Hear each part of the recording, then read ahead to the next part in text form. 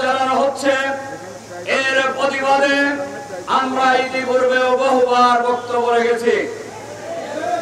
আমরা লক্ষ্য করছি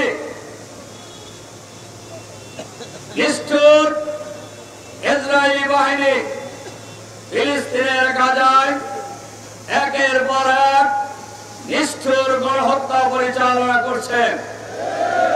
আপনারা লক্ষ্য করেছেন এই গণহত্যার লক্ষ্য বস্তুতে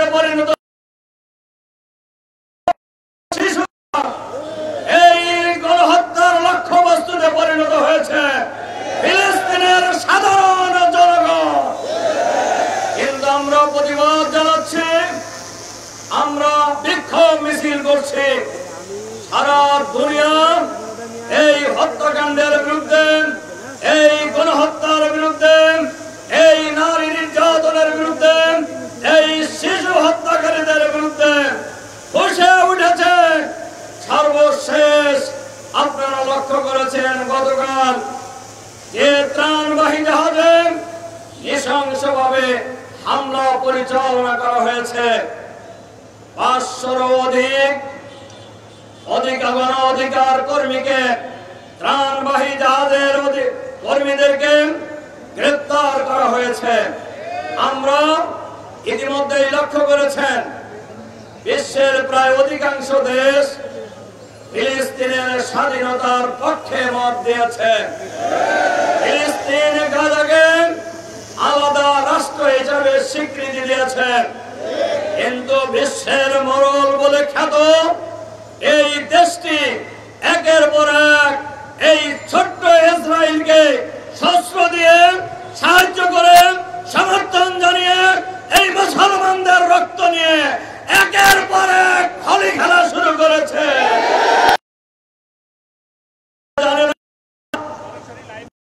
জাতি শহীদ হতে জানে, পরাজয় বরণ করতে শহীদের রক্তের বিনিময়ে ফিলিস্তিন স্বাধীন হবে। আজকে আমরা জাতিসংঘ সহ এই সকল দেশবাসীকে আহ্বান জানাতে চাই, অবিলম্বে ইসরায়েলের হাতকে গুটিয়ে নিতে বাধ্য করুন। ফিলিস্তিন এবং গাজায় যে দখল করা হয়েছে, এই দখল মুক্ত করতে হবে। 500-র অধিক এই ত্রাণবাহী জাহাজের কর্মীদেরকে অবিলম্বে মুক্তি দিতে হবে। নইলে বাংলাদেশ লক্ষ্য করেছেন আজকে বাংলাদেশ সরকারের পক্ষ থেকেও ইসরায়েলের এই গণহত্যার নিন্দা জানানো হয়েছে, তাদেরকে মুক্তি দেওয়ার দাবি জানানো হয়েছে। আমরা সাথে সাথে আরো এই কথা ঘোষণা করতে চাই, যতদিন ফিলিস্তিন স্বাধীন না হবে ততদিন মুসলমানদের লড়াই অব্যাহত থাকবে ইনশাআল্লাহ।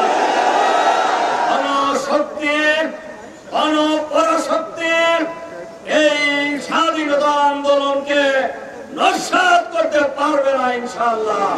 এজন্য আমরা আহ্বান জানাই, অবিলম্বে গণহত্যা বন্ধ করুন, নারী শিশু হত্যা বন্ধ করুন। ফিলিস্তিন যে অঞ্চল দখল করেছে ইসরায়েলি বাহিনী, এই অঞ্চলকে অতি বিলম্বে মুক্ত ঘোষণা করুন। আর ইসরায়েলের সন্ত্রাসী গণহত্যাকারীদের এই নেতানিয়াহুকে ইতিমধ্যেই এই যুদ্ধ অপরাধী ঘোষণা করা হয়েছে। অবিলম্বে নেতানিয়াহুকে গ্রেফতার করতে হবে। ফিলিস্তিন যতদিন মুক্ত না হয়, যতদিন স্বাধীন না হয়, আমরা ততদিন তাদের পাশে থাকবো। আমাদের লড়াই অব্যাহত থাকবে, আমাদের সংগ্রাম অব্যাহত থাকবে। আমরা বিশ্ববাসী, বিশ্বের মুসলমানদেরকে ঐক্যবদ্ধ হওয়ার আহ্বান জানাচ্ছি।